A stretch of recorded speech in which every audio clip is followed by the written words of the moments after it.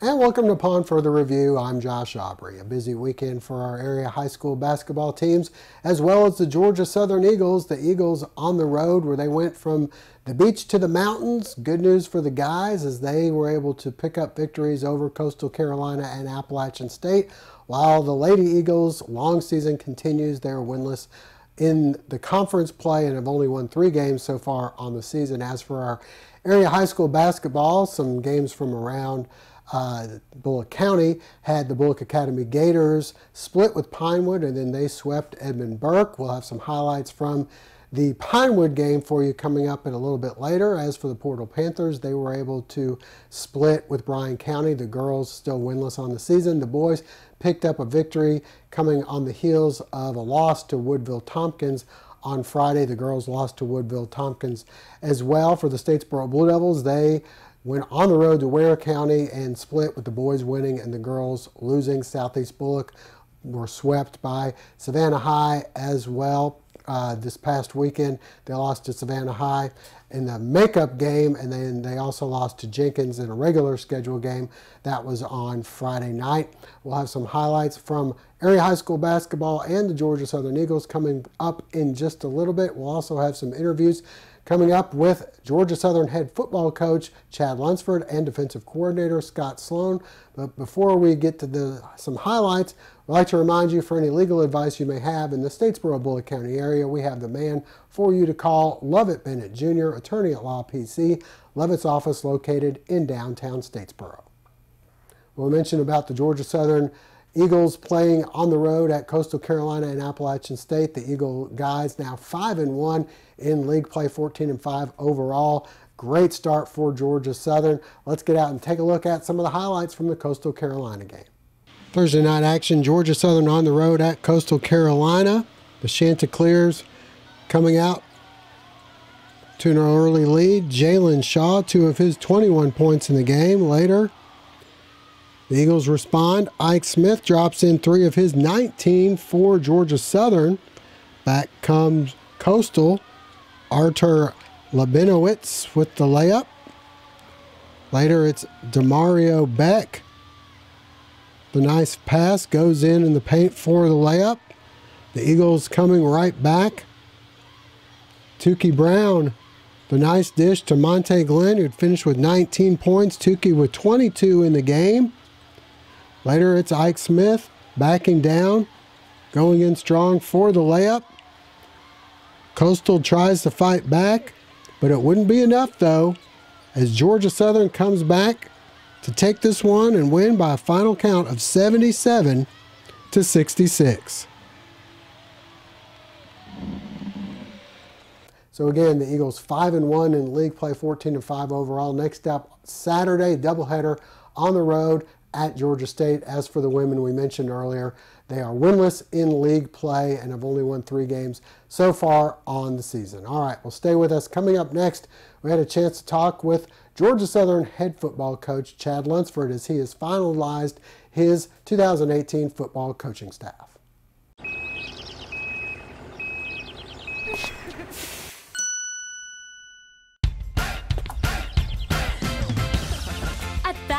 No credit refused isn't just an offer, it's a way of business and has been for over 100 years.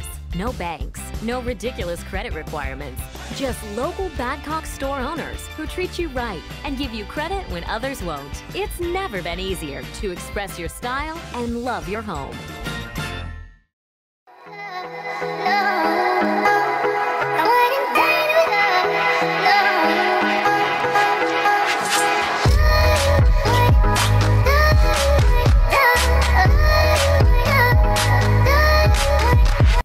Well, some Georgia Southern football news. Head coach Chad Lunsford has finalized his coaching staff for the 2018 season. 6 new assistant coaches now come on board. We had a chance to talk with Coach Lunsford about his finalizing this situation as well as recruiting. It was really important to me that we got the right people in place, and you know, we took our time with it, and I wanted them in place before our guys got started to school, and you know, we were able to do that. And you know, during this whole week before the recruiting period gets started back where we can get on the road. This is an opportunity for them to get around our kids and learn a little bit about them, and then our guys be able to learn about the coaches. And so it's great to have everybody in place, and it's great to be able to hit the ground running. Anybody that I interviewed and that we put a lot of time in trying to figure out the fit here, we talked about work ethic. We talked about, Georgia Southern's a special place because of where it came from and where, it started from nothing really, and being able to build it and come up to where it is now. I wanted to make sure the guys understood the tradition of the place, and I think this whole staff understands that. And we were able the other night to have a meal with our guys when they got back, an occasional meal with them, and I just watched our coaches get around the kids, being servant leaders, and that was something that was very important to me. But the makeup of the staff, I mean, there's different personalities, there's different strengths, different weaknesses. I think we can play off one another to have, the best staff in the country. Coach, I know that early on the thought was only a couple of coaching changes. Now you've brought in 6 new coaches. Do you feel like that kind of just happened as it was going, or was? Well, I'm not sure, the whole thought process was to make sure that we had the right guys here. So it never was that we were only going to make a couple coaching changes. It was going to be, we're going to give guys that were currently on staff that we didn't make immediate changes with, we were going to give them the opportunity to show, if they fit here and all that. And then the guys that came in and interviewed, and then that's the way it played out. We just wanted to make sure it was the right fit. Was some of this due to who you brought in as your OC and your DC, that they needed more people that were on their page, or what? My opinion, I was definitely heavily involved and was going to make the final decision, but I did want the offensive coordinator and defensive coordinator to have input and a lot of input, because I think it's very important that they feel like that their staff is all on the same page with them. And again, when you start talking about fit, coordinators want to have guys that they feel like fit their scheme, fit their style, and fit their personality. And so obviously they had a tremendous input in that, and then I rolled with the final decision. You've been here with some coaching staffs where things didn't seem like everyone was on the same page, and you've been on some that have. Did you learn some things, both good and bad? Definitely. I think the culture that you try to build with your team, it has to come from the top down with your coaching staff, and you got to be practicing what you preach. So all the stuff that I tell our guys and our core values and our things that we believe in around here, it was very important to me that our coaches believed in the same things. So, that was part of the interview process also. And, being around different styles, different deals of way we've built staffs around here, it was just very important to me that we were all on the same page and we were, doing the things that we're going to ask our kids to do. What is the main thing, you say things that you believe around here, what is the main thing that they better believe around here? Okay, well, we'll start out, our theme this year is going to be win. W-I-N, and it's not go win, it's what's important now. So we're going to make sure that we're taking care of whatever is the most important thing at the moment. I talk to our guys a lot about learning from what you do in the past, okay, working for your future, and then living in the moment. Lots of times I think we get too stuck on, man, this happened, last game, or this happened last year, and you got to be able to learn from it and then move on. And then you can't worry about what's going to happen tomorrow. You got to make sure that you're doing everything you can today. And so, and that's what I told our staff. We've got to have foresight. We obviously got to know what we're trying to accomplish here, but how do you get there? What process do you use to get there? So we're all on the same page about that. What was the thought process Monday on the True Blue? It's the first day of class. I mean, it's school spirit, right? First day of class, everybody wear blue and white. Is it possible to pull for Georgia and Georgia Southern? Oh, I think as a fan of college football, you've got the right to pull for anybody, and honestly, the whole intentions were just to understand what our school spirit's about, and blue and white was first day of school, and just excited about all our guys being back. How frustrating is it though when you walk around campus and you're at Georgia Southern to see people wearing other schools, not necessarily only Georgia? the great thing about the United States is it's free, and you have freedom.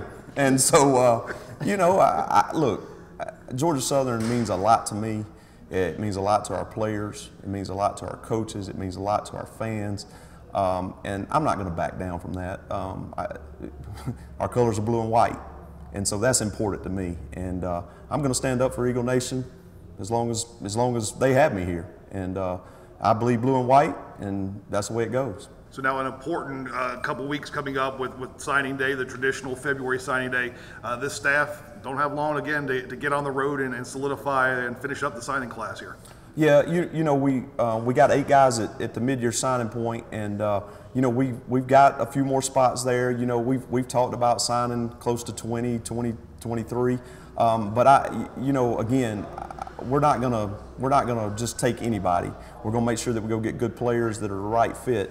And if that means we may end up saving a few spots for down the road, we can do that. We've got some kids on our team currently that deserve scholarships. There's some guys that can play, that can contribute to us, you know, so I got to look at those kind of things. But we're going to go get the right guys. We're going to go get good players. I feel really good about the 8 guys we signed at mid-year, and I feel really good about where we're at with current guys that we're recruiting.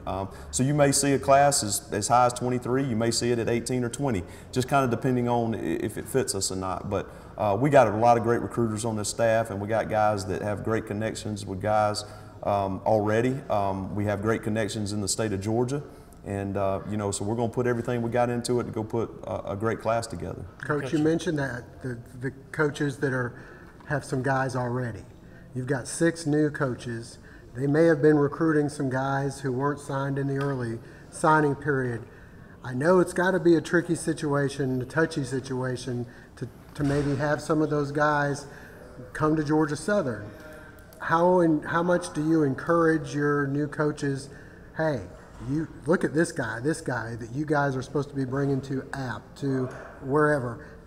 Can you get them to come to Georgia Southern? And what if they say, I don't feel comfortable about that? Or how do you walk that line? Well, there's some unwritten rules and ethics involved in recruiting. And I would never put a coach in a situation where he felt like, you know, he's being unethical as far as going to recruit a guy.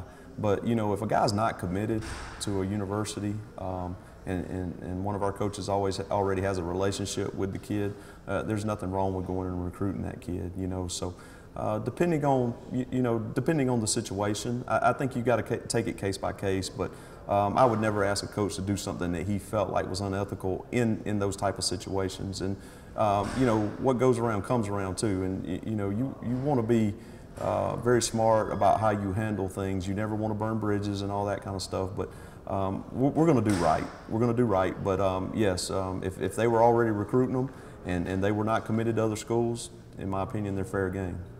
And stay with us. One of the big new hires was defensive coordinator Scott Sloan, who's also pretty profound in his recruiting abilities. I had a chance to talk with him. We'll hear from him after the break. To stay ahead, a parent has to really be on the go and stop for school, stop for sports, stop for an intervention. But you don't have to stop for banking. To stay ahead with mobile online banking, bank ahead with Queensboro National Bank and Trust. See Jeremy Reagan and the staff at Queensboro National Bank and Trust, South Main Street in Statesboro. A sports injury can stop you in your tracks. At Optum Orthopedics, our specialized physicians and staff use advanced orthopedic procedures with one specific goal in mind: to get you back to you. If you have a sports injury, request an evaluation. Experience the Optum difference. Lee Hill and Johnston Insurers. We've been Statesboro's insurance people since 1963. That's a lot of memories. Recognized as one of the leading agencies in Georgia, Lee Hill and Johnston is independent and offers a complete line of personal and business insurance for auto, life, home, and health. We'll shop companies to find the lowest premiums and best coverage for you, your family, or your business. Lee Hill and Johnston Insurers, the insurance people since 1963. Defensive coordinator Scott Sloan joins Chad Lunsford. The two have worked previously at Georgia Southern among other stops, and we had a chance to talk with Coach Sloan about coming back to Georgia Southern and implementing his new 3-4 defense. It's great excitement for me and my family. Opportunity to be back with Coach Lunsford. He and I have a lot of history together. Actually worked together, I think, 9 years at 3 different places.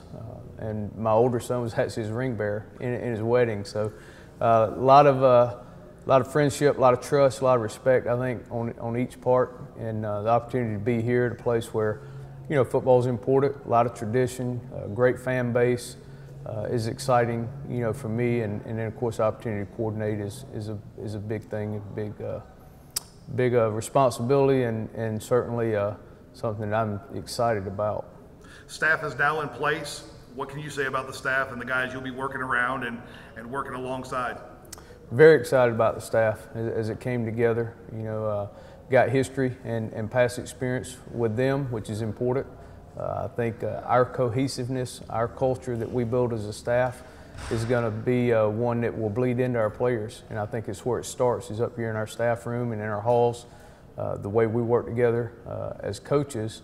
And then that certainly trickles down, and our players will see it, they'll feel it, and they'll feed off of it, and then they'll build their own culture based on the precedent that we set as a staff. Coach talked a lot about coaching chemistry. Mm-hmm. Can you expound on that? How important is the chemistry among the coaches?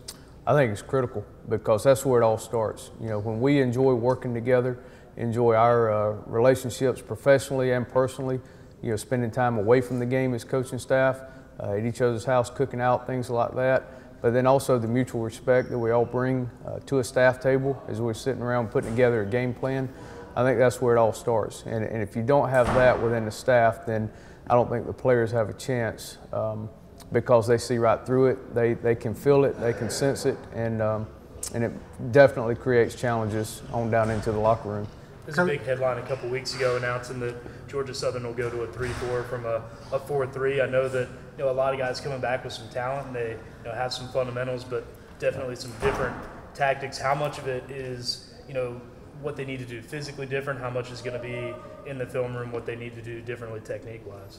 Yeah, a lot of it is, you know, and I'm meeting with each player one-on-one right now. We had a team meeting Sunday night, and then I met with the entire defense and kind of gave them an overview of everything. But then I'm scheduling each one of them for about a 15-minute meeting, and sitting down with them individually and just talking to them on a personal basis as far as them as individuals. You know, the biggest thing is I've talked to them is to be open-minded and flexible.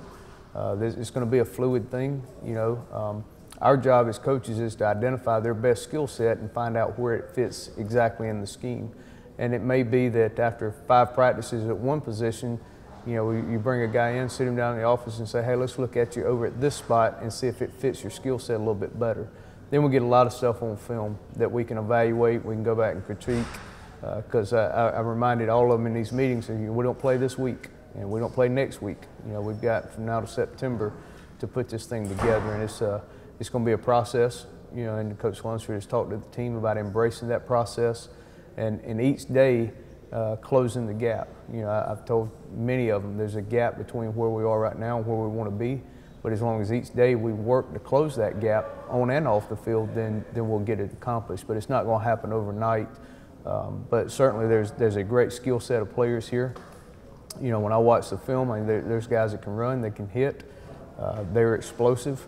You know, so really the thing right now is just getting them in the right positions and them being open-minded and flexible to understand any type of suggestions or move we talk about is going to be with their best interest at heart, and that's to get them on the field early and often. You've had a lot of success around this area coaching.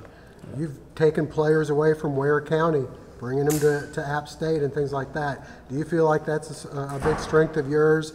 And do you think that those relationships will only grow now that you're at Georgia Southern? Because you've been able to take former players, children, and bring them to App State. You've brought, you know, former players to App State. I can only imagine that it would be easier to bring them here. We hope so. And I do believe that recruiting is about relationships, you know, and really, you know, targeting the areas that you have great relationships, great ties in. So I do hope that, you know, my relationships with high school coaches is going to be one that will we'll continue to create strong recruiting trends and certainly keep those guys here in state and keep them at home rather than them choosing to leave and go somewhere else out of state. Stay with us. We'll wrap things up with some area high school basketball highlights after this. Family Internal Medicine Associates of Statesboro, providing primary care for Statesboro area patients since 1998, providing complete physicals, complete sports physicals, Medicare wellness exams, full diabetes treatment, and education from lifestyle changes to oral medications to insulin pump therapy. In-house dermatology, in-house circulation tests and ultrasounds, in-house lab. And introducing our new nurse practitioner, Melissa Beasley, as we now accommodate same-day or next-day appointments to serve your needs. Family Internal Medicine Associates of Statesboro, where we care.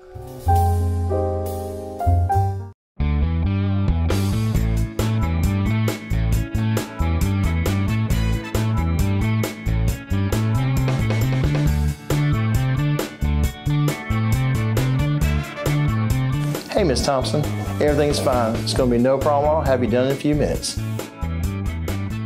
My name is Paisley Nordhoff, part owner of Complete Car Care, and I want you to come see me.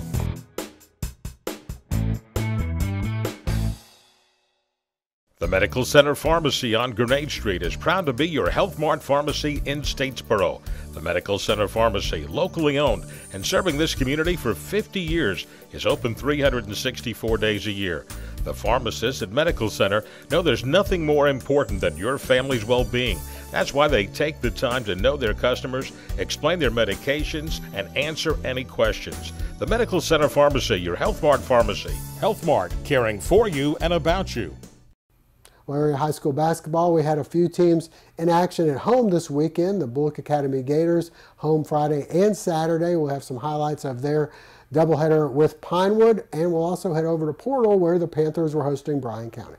The Bullock Academy Gators hosting Pinewood before a packed house at Gator Alley. Pinewood out to the early lead though. Abby Oates hits the jumper. Later it's Macy Perkle dialing it up from long distance. More from Perkle as she'll hit another three. She finished with 12 points. The Gators try and make a run. Nice ball movement to Casey Ricketts for three. Next, Madeline Cowart able to hit the runner. 12-7 after one. But Pinewood pulling away. Oates, two more of her 15 points. Shelton Rogers then puts on the brake, stops and pops for two. Pinewood up 25-9 at the half. We move to the second half. Rogers to Haley Thompson for the layup. Abby Newton coming up with three on the other end, but that would be the only bucket for the Gators in the entire third quarter. Pinewood rolling. Reagan Waters with the long two, and the Gators fall 54-16. To the boys' game we go, and the opposite of the girls. This one was all Gators from the opening tip. Don Aaron goes in for the layup. Matt Childers then to Dre Harrison. He finishes. Childers then finds Peerless Brown. Open for the corner three. Brown then to Harrison. BA up 13-4 at this point. Brown later hits the floater in the lane. He'd finished with 21 points. Childers then inside to Brown. Pinewood makes a run though after this basket by Peerless Brown.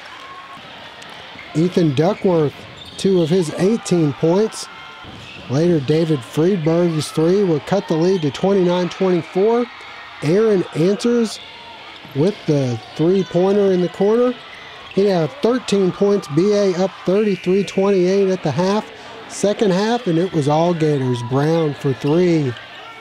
Childers blows past the Patriots then for the layup.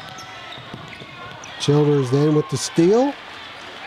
And he comes up with the hoop and the foul. Gators rolling. Brown with two more. Harrison then goes up for two of his game-high 28. Chad Lanier gets the layup, and then finishing touch, it's Peerless Brown with the two-hand flush. The Gators roll 69-53. Portal hosting Bryan County. Ladies first, and the Redskins in control in this one. Alana Rawls, the hoop and the foul. Portal trying to fight back. Destiny Brown hits this one, and a little later, Kanisha Williams comes up with the rebound and the putback. But on the other end, Kelsey Leggett open for three. And then Anel Moody, 2 of her 10 points in the game. And Bryan County rolls in this one 53-16 the final. In the boys game, it will be Portal hitting the boards early on. Off the miss, Ronald Williams there for the hoop and the foul. Malik Delpeche with the putback. Craig Ware then with the rebound and the putback himself. Devontae Brown then spots up and knocks down the three. 11-4 Portal. Brown then to Craig Ware with a nice pass. Portal cutting. Bryan County fighting back. Jadarius Porter, the hoop and the foul. Luckily for Portal, Bryan County 10 for 27 from the free throw line. And Portal right back. Brown with the layup. Then nice pass to KJ Hayes, who hits underneath. But this one will be tied 21-all at the half. Second half, and it was all Panthers. Connor Washington, then Ronald Williams, 2 of his 14 in the game as he comes up with the steal and the layup. Portal on a 21-5 run. Washington hitting for 2 more. Then Brian Ware will spot up and hit the three. Craig Ware with 2 more of his 14. And Portal wins 55-36. As for the Blue Devils of Statesboro High, they split at Ware County. The boys won, the girls lost. Next up, they'll be hosting New Hampstead Tuesday night, and then Friday night they'll be hosting Wayne County. Elsewhere, we have the Bullock Academy Gators. They're hosting Frederica on Friday, and the Southeast Bullock Yellow Jackets, they'll be on the road. Portal will be at home on Friday as well. They'll host Claxton. All right, well, that'll wrap things up for now. We thank you for joining us and hope to see you again next week.